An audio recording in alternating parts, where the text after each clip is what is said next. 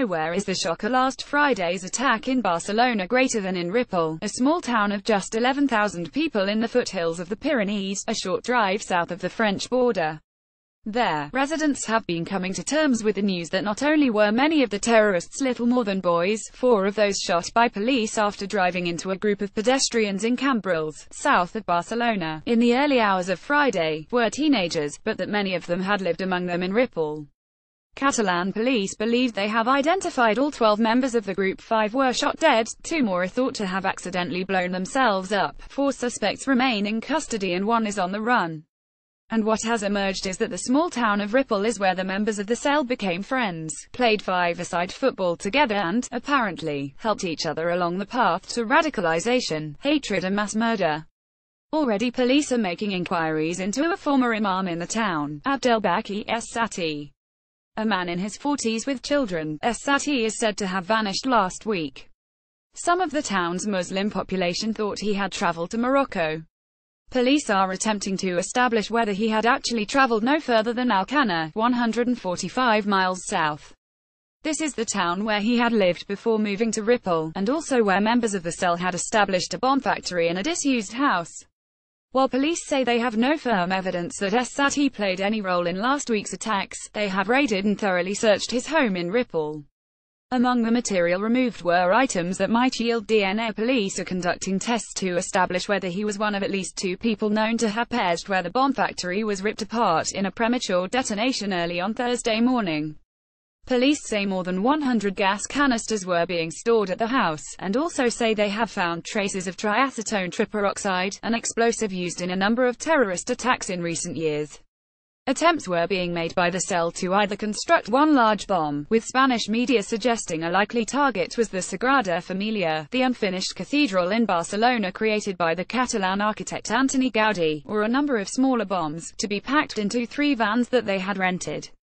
The premature explosion appears to have prompted members of the cell to instead launch a series of attacks using one of the vans in Barcelona and a blue Audi car in Cambrils, as well as knives and an axe. 1 woman died after being struck by the car in Cambrils. Islamic State has claimed responsibility for the attacks.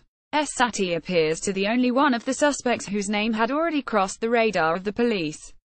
He was jailed in Castellón in Valencia in 2010 for smuggling cannabis, and released in 2014.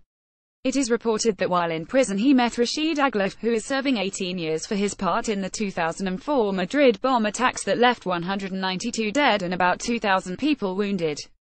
More significantly, his name also appears in a report that was compiled after 5 men were arrested south of Barcelona, in Vilanova i la Geltrú, on charges of recruiting young men to fight in Iraq.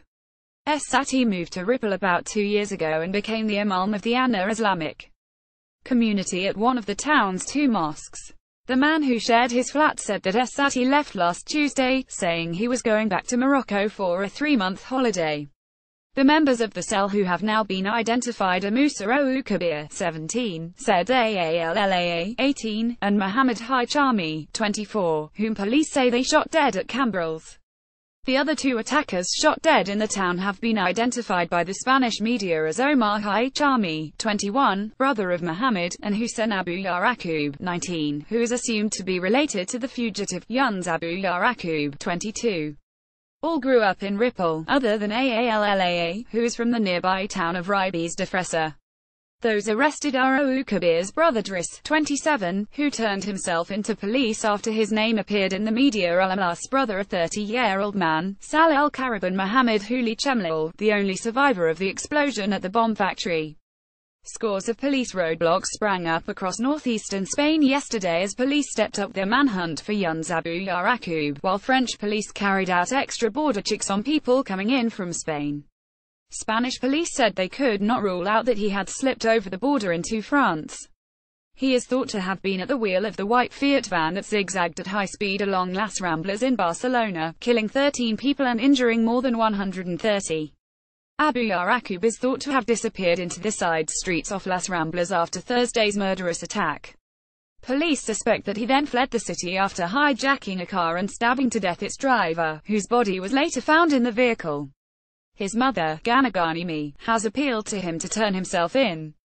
Sati's former mosque denounced the deadly attacks on Sunday, while on Saturday, weeping relatives of the attackers, members of the Ripoll's Spanish-Moroccan community of around 500 people, marched into a square in the town and tearfully denied any knowledge of the murderous plans of their sons and brothers.